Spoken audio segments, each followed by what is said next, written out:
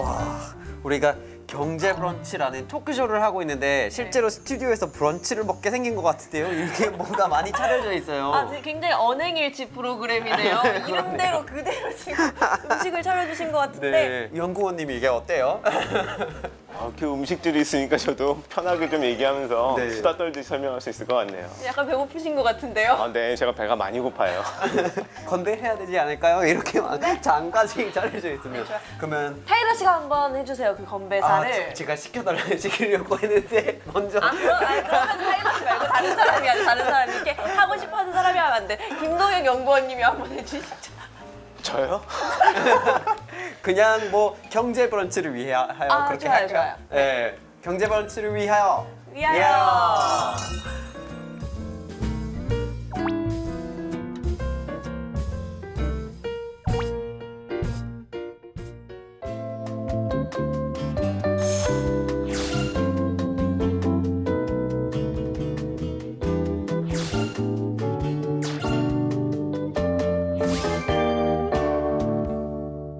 근데 저희가 이렇게 지금 뭐 주스도 마시고 얘기를 하고 있는데 네. 그냥 있을 것 같진 않아요, 제 생각에는. 그렇죠. 이게. 뭔가 힌트겠죠. 이게 오늘의 주제하고 상관이 있는 그런 세팅이 아닐까요? 근데 오리도 있고 지금 보면은 뭐 이건 미트볼이면 돼지고기겠죠? 뭐 그런 것도 있고 채소도 있는데 뭔가 무슨 상관이죠, 이게 경제랑? 음식업? 음식업인가요? 요식업. 요식업인가요? 어떻게 생각하세요? 이 경제 전문가 입장에서 볼 때 요식업보다는 아마도 이걸 생산하는 농업이나 축산과 관련된 게 아닐까 생각을 합니다. 어... 그러면 뭐 어떤 주제인지를 한번 확인해 봐야 되겠죠? 네. 대한민국 경제 프로젝트 맛있는 경제 브런치 함께해요. 함께해요.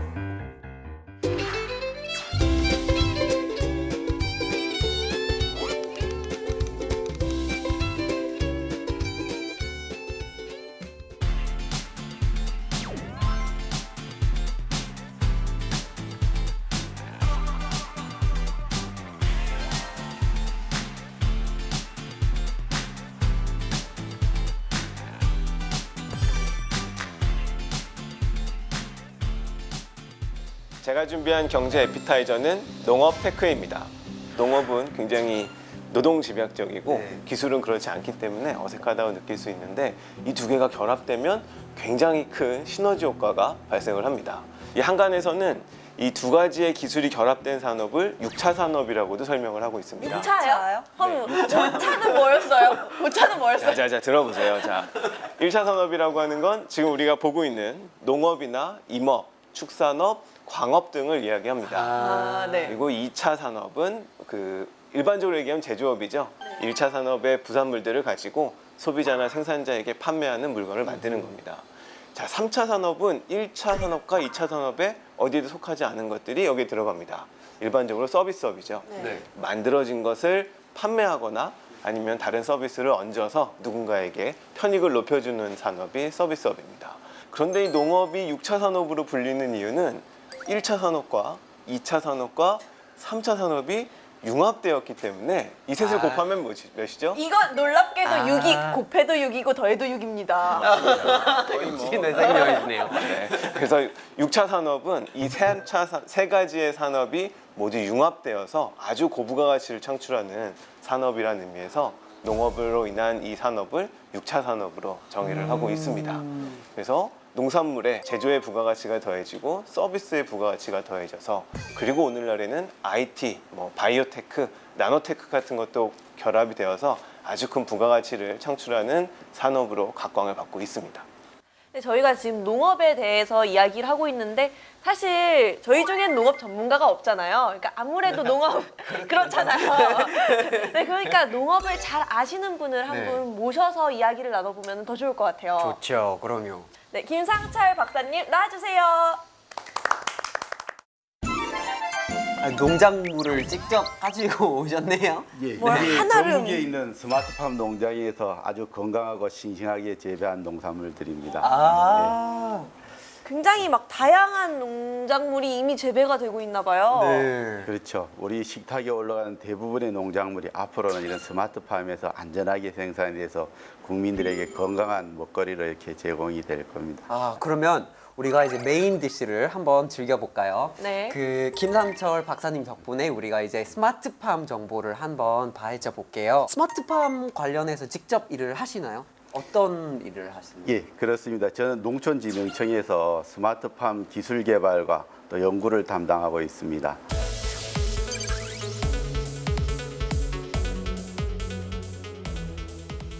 저도 예전에 사실 고등학교 때 농사를 지었었거든요. 어떤 농사요? 이게 약간 고등학교가 농업학교였었거든요. 그래서 나가서 직접 막 부추 같은 거를 밭에 심고 뭐 아침에 일어나서 목장 나가서 뭐 젖짜고 막 그랬었는데 근데 앞으로 이게 4차 산업혁명이 펼쳐지면서 굉장히 많이 바뀔 거라는 느낌도 많이 들고 네. 그리고 이게 뉴스에서도 점점 많이 보이는 것 같아요.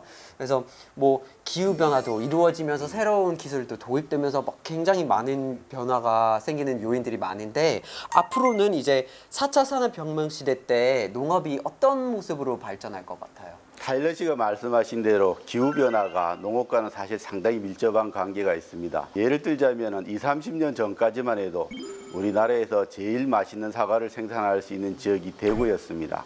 그렇지만 지금은 대구에서는 더 이상 이렇게 사과를 재배할 수가 없습니다. 그 이유는 지구온난화로 인해서 기온이 높아졌기 때문입니다. 이런 기후변화들이 농업에 큰 아주 밀접한 관계가 있을 뿐만 아니라 지구에 사는 모든 생명체들한테 앞으로는 상당히 큰 위협이 될 걸로 이렇게 생각하고 있습니다. 그래서 농촌진흥청에서도 기후변화와 앞으로 다가오는 농업의 위기에 이렇게 선제적으로 대응하기 위해서 4차 산업혁명 기술들을 이렇게 농업에 적용을 해서 새로운 어떤 그런 스마트팜 기술들을 개발하는 데 역점을 두고 있습니다. 네.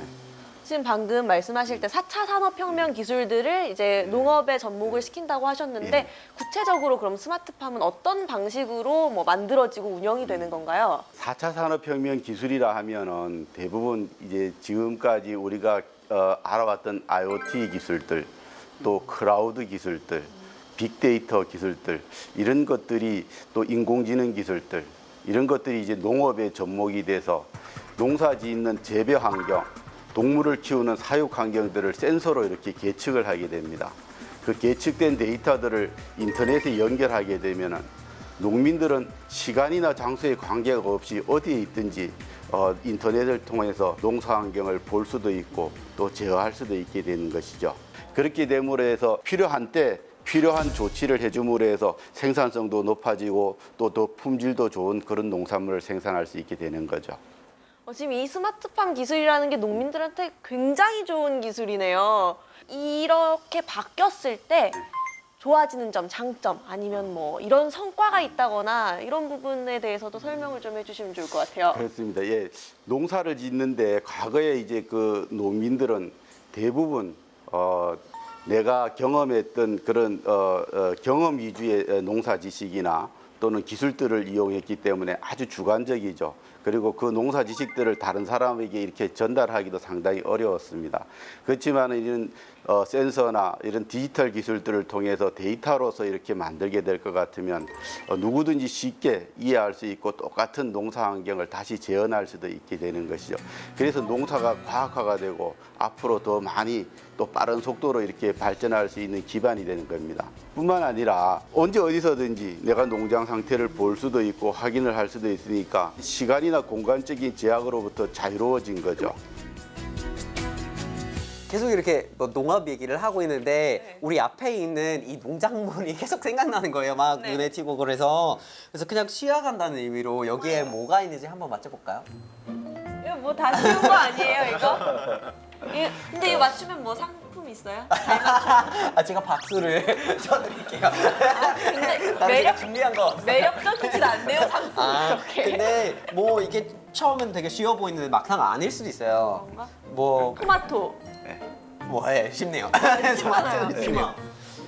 예, 버섯. 제가 이게 왜 피망이에요? 노란데 피망이 노란 그런 게 있어요? 피망은 파란 색깔의 이제 당고추를 피망이라고 하고, 색깔이 있는 고추들은 당고추들은 우리가 이제 파프리카로 부르거나 착색 당고추라고 이렇게 부르고 있습니다. 아, 착색 단고추죠? 네. 이게 색이 있는. 단맛이 나는 고추인데도 여러 가지 색깔을 들여서 재배를 할 수가 있다고 해서 착색 당고추라고 부르고 있죠. 아, 단 게 달다는 뜻이군요. 저는 짧다는 건 줄 알았어요. 아.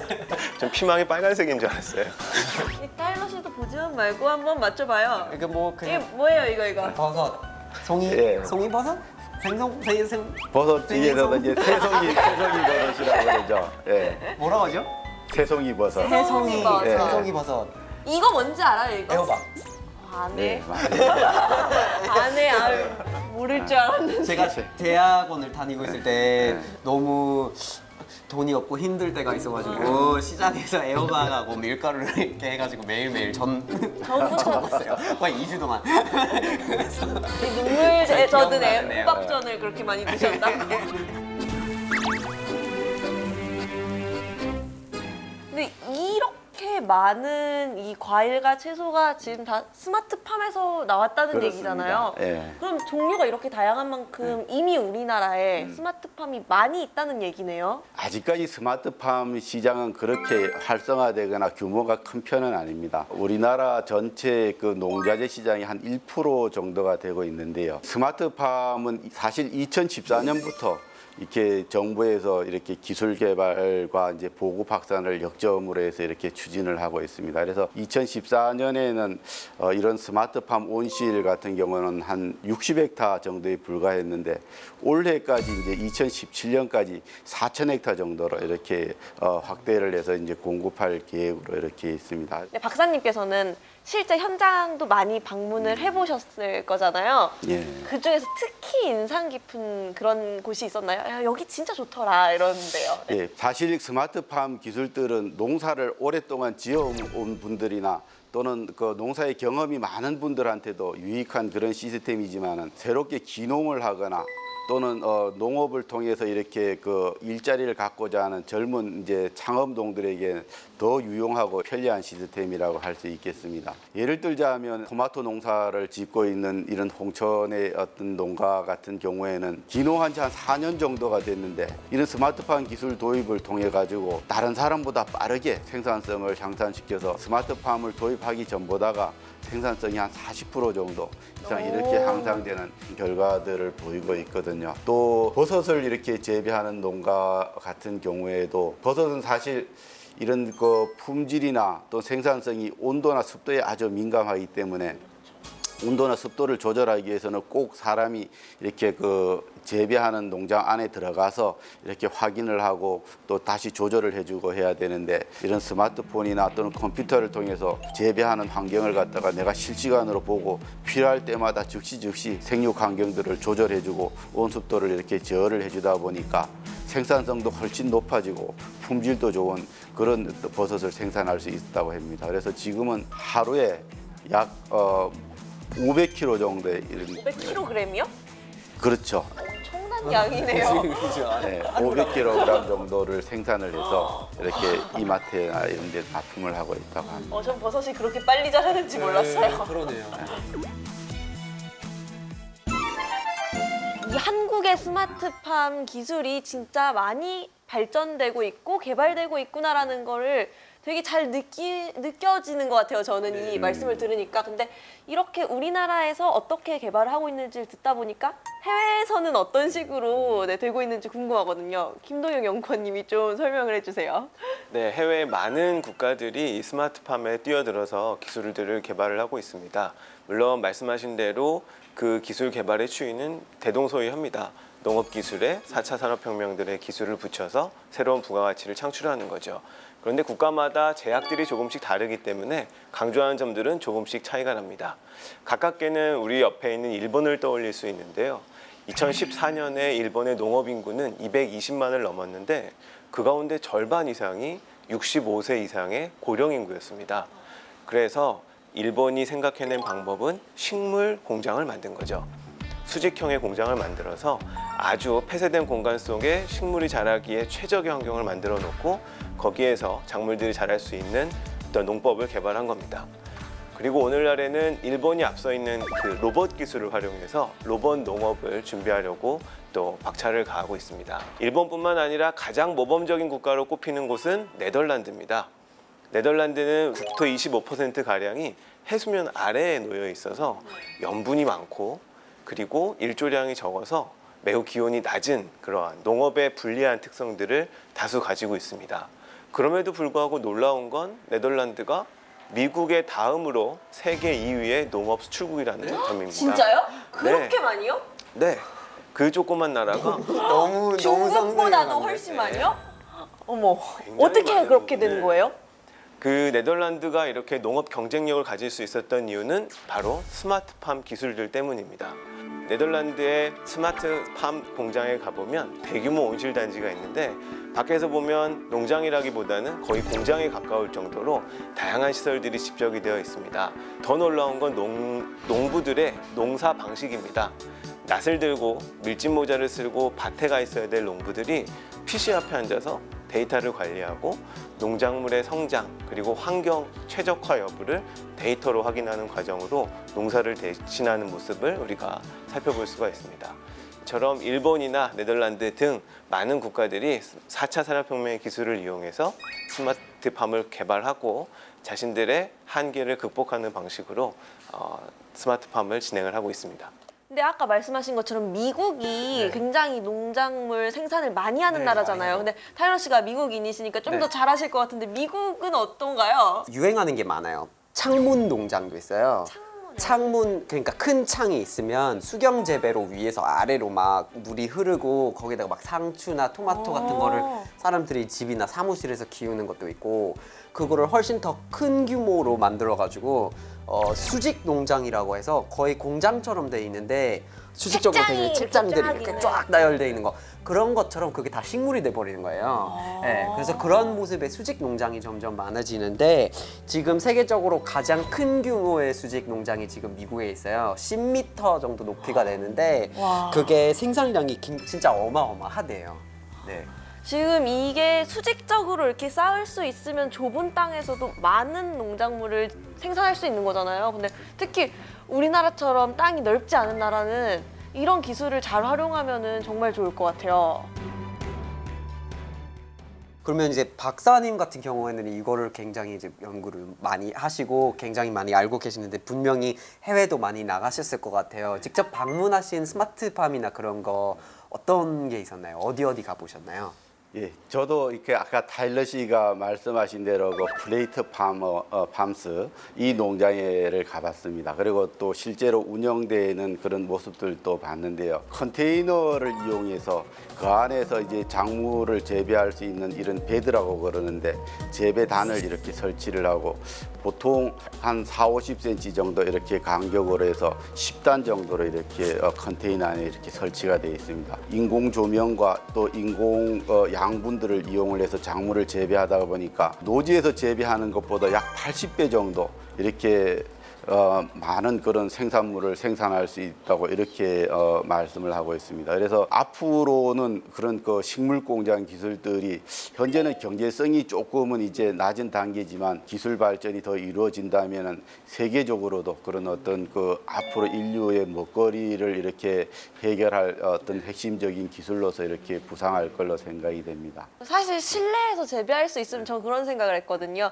그냥 그런 식물 백화점처럼 실내를 다 농작물로 실내 막 몇 단씩 쌓아가지고 거기에 쇼핑하러 가서 바로 뜯어가지고 사오고 식물 백화점이 될 것 같더라고요. 그런 게 일본 도쿄에 어떤 약간 회사처럼 돼 있는데 거기서 그런 약간 이제 버티컬 파밍 하는 기계들이 있나 봐요. 네. 그래서 그 식사 시간에 이제 나가가지고 직원들이 그냥 따와가지고 결제를 한대요. 그래서 그런 것들이 이제 점점 생길 것 같아요.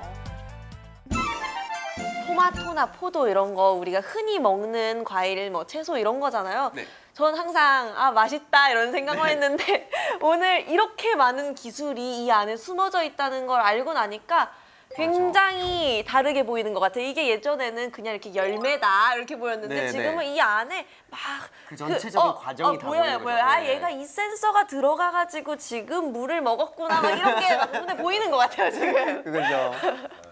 그리고 이제 이런 모든 기술들이 생겨나면서 스마트팜도 생기고 하니까 진짜 궁금한 게 농촌의 모습이 어떻게 바뀔까. 진짜 사람들이 일상생활이 굉장히 많이 달라질 것 같고 우리가 생각하는 농촌의 경제 수준도 달라질 것 같고 굉장히 많은 변화가 있을 것 같아요. 맞아요.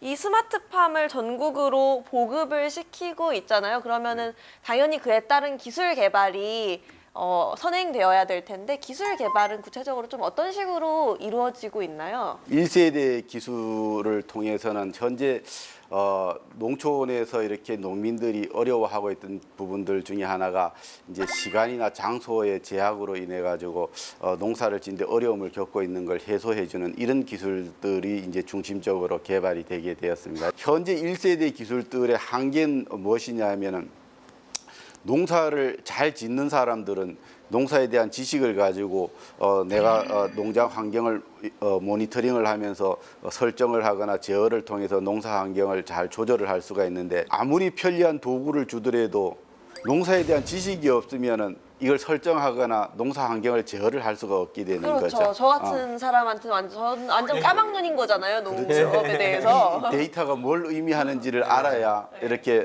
농사 환경을 조절할 수가 있게 되는데 그래서 2세대 모델에서는 과거에 그런 그 농민들이 어려워했던 또는 ICT 기계를 쓸 때 어려워했던 이런 부분들을 컴퓨터가 직접 제어를 하도록 함으로 해가지고 처음 농사를 짓는 농사에 대한 지식이 별로 없는 그런 기농하는 사람들이나 또는 이 처음에 농업을 통해서 일자리를 얻고자 하는 창농하고 싶은 젊은 사람들한테는 아주 좋은 그런 어떤 그 수단으로서 이렇게 활용될 걸로 이렇게 기대를 하고 있습니다.